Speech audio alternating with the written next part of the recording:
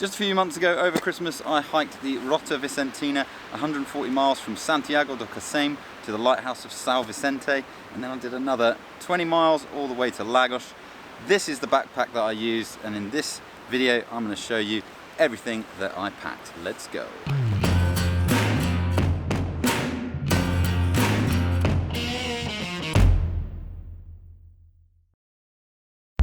Hello fellow hiker and world traveller, Russ here, bringing you the best tips and inspiration for hiking around the world. Okay, in this video, on my lap I have my entire backpack and kit for the Rota Vicentina hike. I wild camped along the way, I ate lunch in towns, so this pack basically weighed 14.2 pounds, which equates to about 6.44 kilograms. That is without food and water and things that I classed as borne weight. So this is a very light pack. It's not quite in the ultralight category, but it's getting there. I mean, if I went stoveless, it probably would have been in the ultralight category, but hey, this is everything. I've packed it in exactly the same way that I would have had it packed on the entire trip. So what I'm going to do is I'm going to start with everything that was worn weight, cut to some footage of the things that I was wearing, and then I'm going to go from the outside of the pack to the inside and show you everything that I took with me. So things that I would class as warm weight: I took a hat, some gaiters which I have in my pocket here, which I put around my ankles to stop the sand getting in. I had this buff which just goes around the neck and protects your face from any sand if it gets windy, protects your neck from the sun. You can use it as a bandana. Really cool, versatile piece of kit. I wore Ultra Lone Peak 4.0s, which are my trail runners. I also wore a pair of really skimpy running shorts, which had no pockets on them, but they had a bit of netting to protect all of those bits and keep them where they should be. I didn't wear any underwear unless I felt like I really wanted that extra bit of warmth. I just went with the shorts. Also wear just a simple cotton t-shirt. It was white, it kept the sun off. It was lightweight, it was just really dead simple. I also had a pair of specs, which I wore quite a lot of the time because I was facing the sun as it tracked across the sky, heading southward. The sun would set over there, and you practically got the sun in your face the entire way if it's sunny. Obviously I had a pair of socks on underneath those trail runners. And I think for warm weight, that is pretty much it. I did have a pair of long johns, which I'm actually wearing one of the base layers now, and on the legs as well, because it's quite cold here on the Isle of Skye, so that's where I'm filming it. But yeah, let's just dive onto the pack, go from the outside in, and I'll show you exactly everything that I took with me. So on the outside of the pack, I have my Black Diamond carbon cork trekking poles. These were brand new when I got them for the Rota Vicentina. Really good bit of kit, really lightweight, very strong. They have the clips instead of the twist fastening, so they're much more secure and they're less likely to break. Nothing too fancy, but they have a cork handle, so it's really good for wicking off some sweat from your palms of your hands, a bit better than rubber. But I have found that after the RV, they have already started to chip off. But you know, I'm going to be taking these on the PCT. Really good bit of kit. Also on the right hand side pocket, I have my tent stakes. It's just 10 of these aluminium kind of arrow style ones, and they come in their own little stuff sack. Also here I have a little Nightcore tiki torch, which is basically just for a spare in case for some reason I can't charge my other one. If I'm hiking at night and the other one fails, then I've got this as a spare, so I'll just leave that clipped on there. So that's the little tiki torch. On the other side pocket, I carried I think it's a 1.5 to 2 litre, 1.5 litre plastic water bottle, and then I put a little sports cap on from another drink that I bought, and it was just really handy because it saved me having to carry 2 bottles and I could just have it all in that one. Really kind of handy. Next in this side pocket I have a rubble sack, which I'd use for my rubbish bag. I don't like using normal plastic bags because these can be reused. You can throw loads of stuff in them for weeks and empty them, and they're absolutely fine. You can keep using a really heavy duty rubble sack. Then I carried a Sawyer Squeeze water filter. I didn't actually use this once on the Rota Vicentina just because all of the water that I could find was at the end of the cycle. It was really silty, there were loads of farms anywhere, and you pass through so many towns on the RV. I very much doubt you'd be left with this as your last resort. I did bring it, as well as some drops, which I'll show you in a minute, as well as my Nock Vecto water pouch for collecting the water, squeezing through into the filter and into the bottle. But again, I didn't use this once, it was just there as an extra measure. So that's everything in the side pockets. So what's on the front? So on this side I would carry my phone. I haven't classed that as part of the base weight because I would say that it's warm weight sometimes, just be in my hand most of the time. So if you want to add the weight of an iPhone 11 Pro Max onto my base weight, go ahead. that would be the actual one if you don't agree with me, but I class it as wall mate. I would have the iPhone 11 Pro Max basically stowed in here just like that, and whenever I needed to use it I'd just whip it out and I'd start filming. Fantastic phone for filming on the RV. I got some really smooth shots. It was basically like having a gimbal without a gimbal. Really clear picture, really wide angle lens, really close up lens. A very versatile camera on this one piece of kit. I also use this for my View Ranger app with the GPX on it, although I very rarely had to use it, just to kind of check where I was mainly. The trail is so well marked that I barely had to use this apart from uploading to Instagram and stuff like that. But of course, an essential piece of kit these days. So that's where my phone would stay, and in the other shoulder strap pocket, I had a couple of snacks that I would just kind of dip into throughout the day. Pretty obvious. And if I had a smaller water bottle to put in there, about 600ml would fit in there, perfect. I just realised I haven't actually spoken about the backpack itself. So the backpack is an Atom Packs Atom Plus custom made to however I wanted it, and they actually added an extra 2 inches on the top of the pack for when I'm doing the Pacific Crest Trail later this year in about a month's time, just in case I wanted to pack out some extra food or some beers or something like that. Tom from Atom Packs was like, yeah, you'd probably want the extra 2 inches, so that was really good. It's got a front pocket, big one, made out of mesh, 2 side pockets, 2 shoulder strap pockets, a bottom pocket, which I absolutely love. And in there I keep my snacks and things like that I want throughout the day. It's got a removable hip belt. The whole pack is made out of a mixture of VX21, which is the main body of the pack, as well as Dyneema grids, some stretchy material, and I think it comes in something like 800 grams, which is by far the lightest backpack that I've ever used, and I love how versatile it is. It's also got a little line lock adjuster here for putting an ice axe, or I usually just put my trekking poles in there. It's got an ice axe loop here for elasticated webbing all around the front, on the sides. It's a really lightweight pack, best pack I've ever had. So that's the backpack explained. Let's have a look at what's in the big front pocket. I have my stove, which is in this little kind of pouch of its own. If I take it out of the pouch, put that there, you've got a lid, which is good for keeping the heat in and straining off whatever you've got in there. Kept a little clipper lighter, as well as the stove itself. Oh, just dropped that on the floor. And also the fuel, and this is a full can of fuel. Didn't take this with me on the plane, bought it at Decathlon in Lisbon. And one of these, I'll tell you what, I didn't get through half of one of these on the entire trail. I was probably using it 2 or 3 times a day. So that is a MSR Pocket Rocket 2 stove. I've got a complete review and how to use it video, so click the link up here, which should appear, and you can go and watch that as well. So that's the stove. On the outside, I also kept my Thermarest Neo-Air X-Lite sleeping pad, blew it up every night. I've had it for ages. I've probably had about 45, 50 nights of stay on this thing. Really comfortable, really lightweight. I haven't had a puncture in it yet. Fingers crossed that won't happen, but yeah, sleeping pad. Then I have my kind of closed cell foam sit pad, which is really handy. I could use that to sit down on maybe hot sand or wet grass, or I could sit anywhere. I could be sitting down here on it. And it also doubles up as a windshield for the stove. Don't hold it too close though, otherwise it will melt. Sit pad. Next up, a really important piece of kit is the poop kit. So in here I carry, so really important actually, follow a link in the description, a really cool video by my good mate Impala. He did a really cool video called How to Poop Like a Pro, and it just goes through the entire process of how you should deal with your own doo-doo out on the trail. But in my kit, it's pretty similar to his, but I basically just have everything in one of these big Ziploc bags. They're really durable, and this one will last you a good couple of weeks before you have to switch one out. Unless you're really careful with it, you might even be able to get a full through hike on it. But inside the poop kit, I have toilet roll, which I've kind of just got the bare minimum and then squished it down.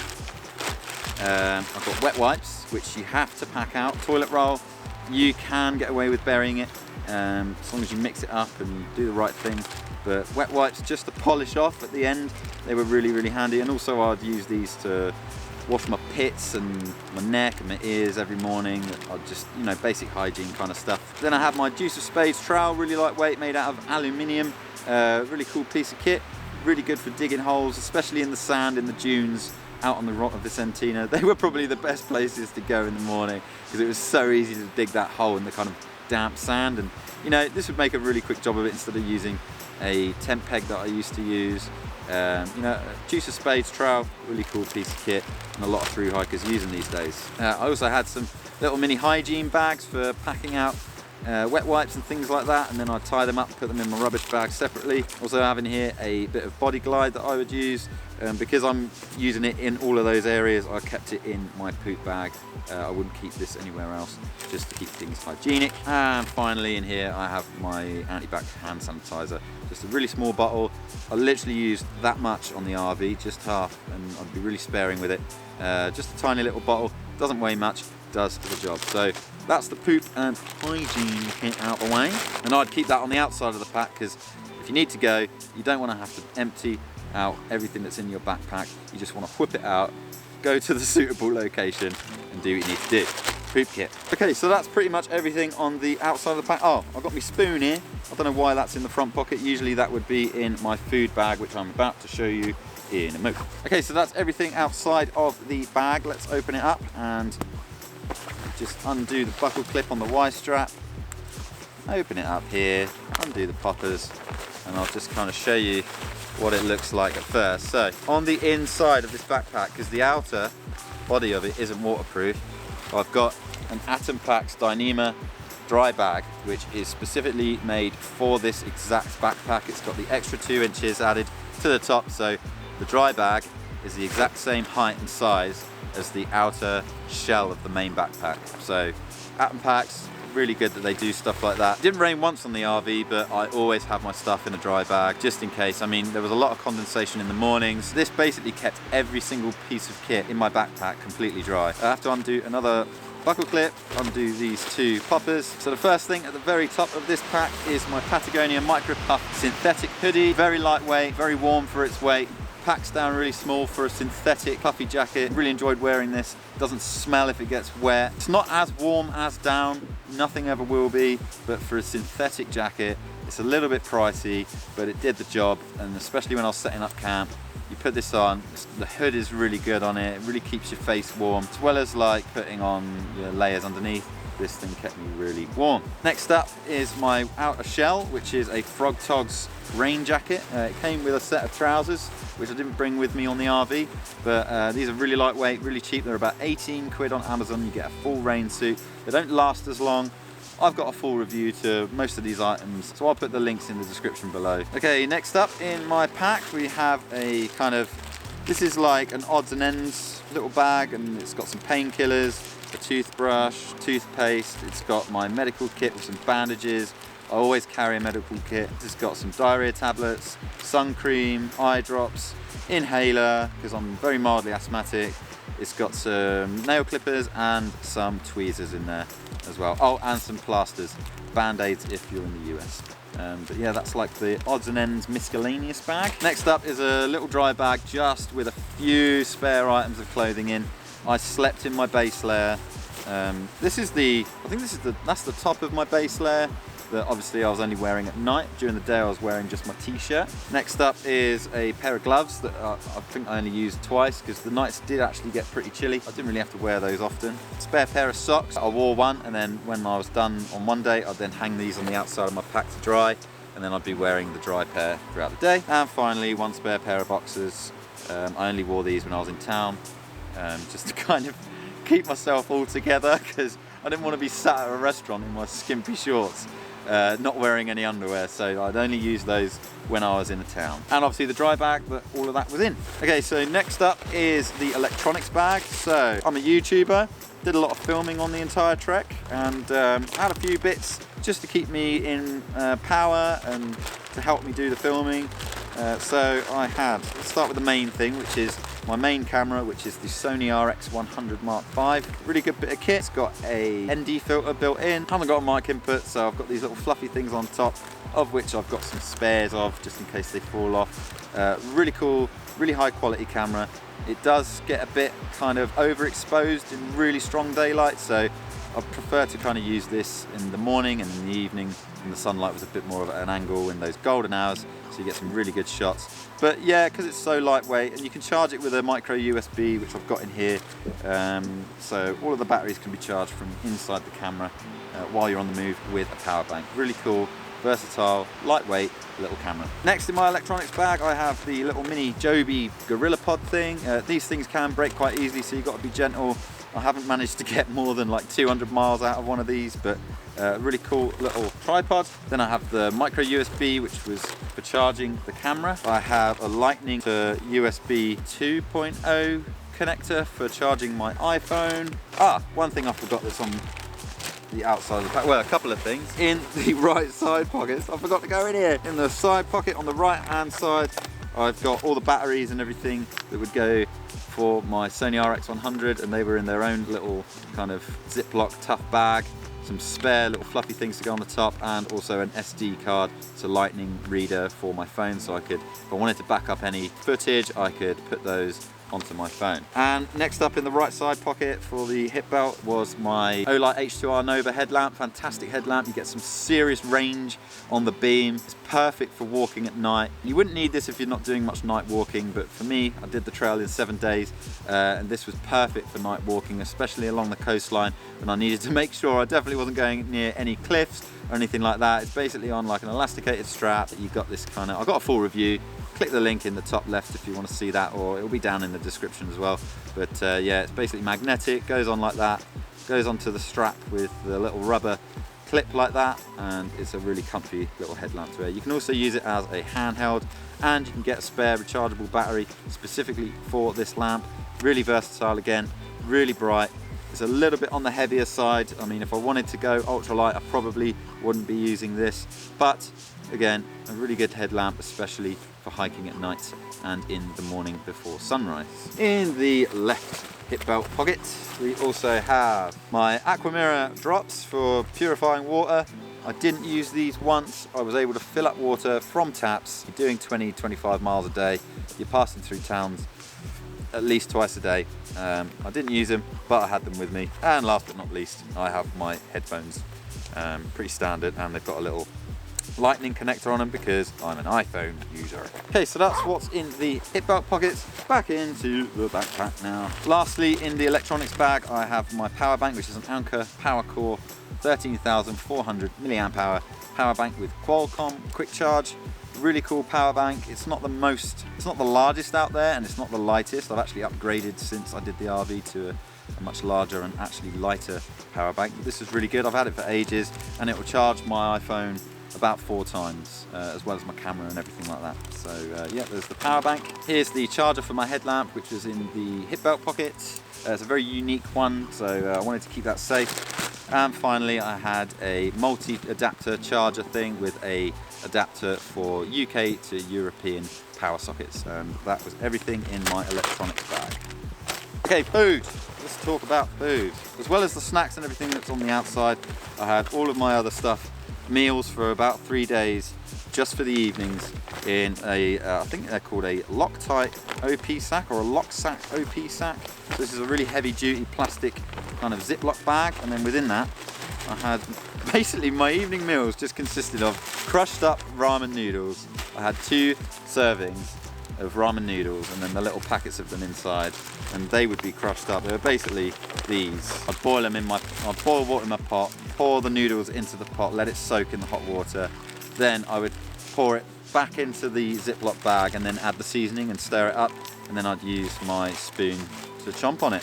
And I had 3 of those because if I wanted to resupply, I could resupply any day on that trail, because there's basically little off licenses that sell all of these, little markets, little supermarkets. You can't miss them. If you're going into a town and you want to resupply on any of this stuff, just Google it as soon as you get there. Signal, by the way, was amazing on the trail, so it's definitely not hard to come past some food if you're running out.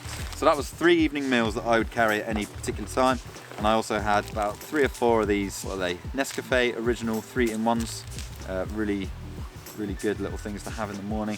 I like my morning coffee. I can't get kick-started without it. And there's the pack that it all came in. So yeah, there's the food. Next up in the backpack is my Z-Pack Solplex tent. It is tiny, lightweight, about 400 and something grams. I've got a full review of this as well, and setup video if you want to go and check that out. Link in the description. But yeah, really cool little thing. On the inside, I actually have a cut down piece of polycryl plastic, which is actually a window protection thing that you're supposed to heat gun onto windows and it will protect the glass, but works out as a very good lightweight ground sheet for the tent. And of course it comes in its own Dyneema stuff sack.